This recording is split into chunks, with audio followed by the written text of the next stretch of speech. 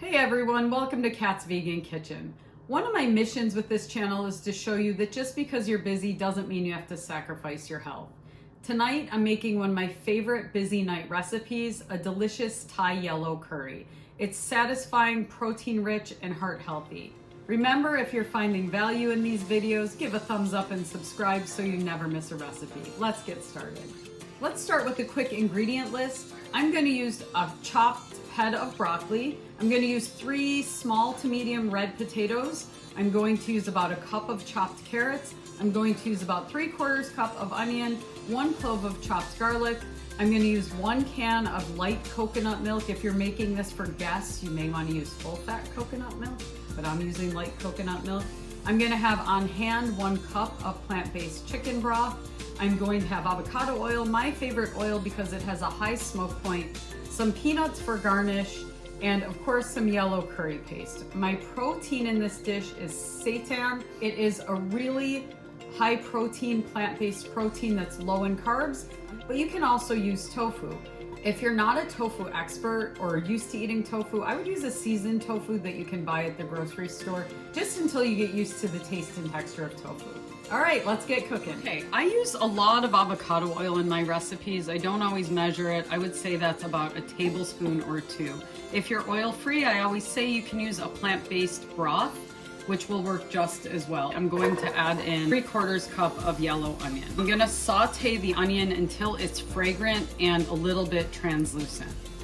I love to serve my curry over rice, so make sure you have your rice cooked and ready to go. You can also serve it over noodles, which I really like to do to change things up. Okay, my onion is super fragrant. I'm gonna add in my garlic. It is important that you don't burn your garlic. Garlic burns really quickly. So you saute it around. This is over medium heat, medium low heat. As soon as you smell that garlic, you wanna add in your next ingredient. I'm going to go ahead and add in my seitan. But seitan is a very rich source of protein, a very low carb source of protein, and it has a really nice texture as well. I'm going to let my seitan get a little bit crispy on one side just by letting it sit in the pan for just about a minute, and then I'm going to toss it again and get the other side a little crispy. That step absolutely is not necessary, but I just like how it firms up the seitan a little bit. I'm using a brand called Sweet Earth Seitan, which I really love the flavor of. You can also make your own. I'll show you how to do that in another video. Next, I'm gonna add in my vegetables. Now, here is where you get creative. I love broccoli. It's my favorite vegetable, so I'm going to use broccoli.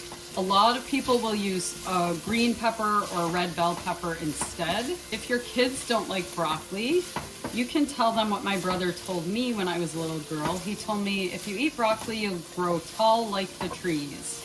It was a total lie. I'm about 5 feet tall, but it convinced me to eat broccoli, and now it is my very favorite vegetable. I'm going to add in my carrot and my potatoes. If you notice, I leave the skins on my vegetables. That is by design. I do that because vegetables have nutrients in the skins, and I don't want to give those nutrients up. I do wash my vegetables, of course, but I always leave the skins on. It adds a lot more nutrition to your dishes. I'm gonna add in 1 cup of light coconut milk. Now again, if you're serving this to guests, you might wanna use full fat coconut milk. I don't notice a big difference, but full fat is absolutely creamier.